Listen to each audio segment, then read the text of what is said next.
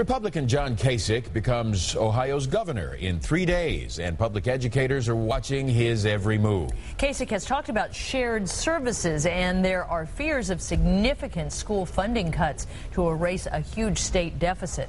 9 News reporter Tom McKee is live with how local districts are preparing for these big challenges. Tom? Well, Carol, as you said, school funding is tight right now. Little Miami is discussing dissolving the district because of levy failures. Lakota may be cut busing because of voters have said no to more property tax increases. Cincinnati could face a $20 million deficit in about a year and a half. So that's before possible additional cuts in state funding. So districts are planning for the worst, but still hoping for the best. Claremont County educators gathered Friday at Bethel Tate Middle School to explore ways of sharing services. We're beginning with support services, transportation, information technology, facilities, anything in those type areas, and then we're going to take a look at instructional. That's in response to John Kasich's comment the day after his election in November.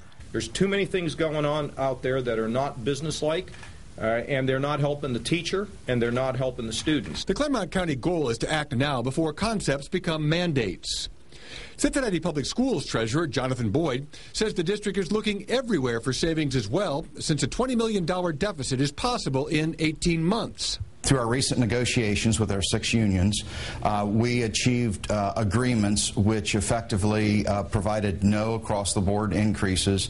It also provided employees picking up a larger share of the health care costs, as well as reductions in the coverage and the plans themselves. That saved $10 million, but 50 to 100 positions may still have to be eliminated. And that's before additional state cuts of maybe 10 to 20%.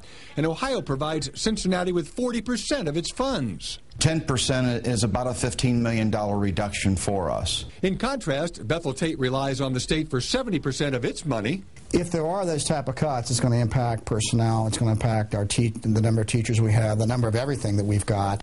Cincinnati Federation of Teachers President Julie Sellers says cooperation will be the best way to resolve the funding issues. Working collaboratively, working together with the teachers, working together with the unions, OEA, OFT, to make sure that the policies he has in place are supportive of the education in the state.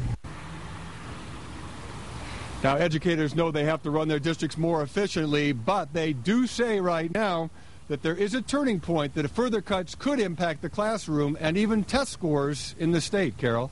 Tom McKee live in Over the Rhine. Thanks. Don't miss 9 News coverage of the Kasich inauguration. Sunday on 9 News at 11, how the new governor's plans could affect the economy. And Monday, we're live in Columbus to show you the swearing in and all the day's festivities. Our live coverage begins Monday at 4:30 a.m. on Good Morning Tri-State and goes all day long on 9 News and WCPO.com.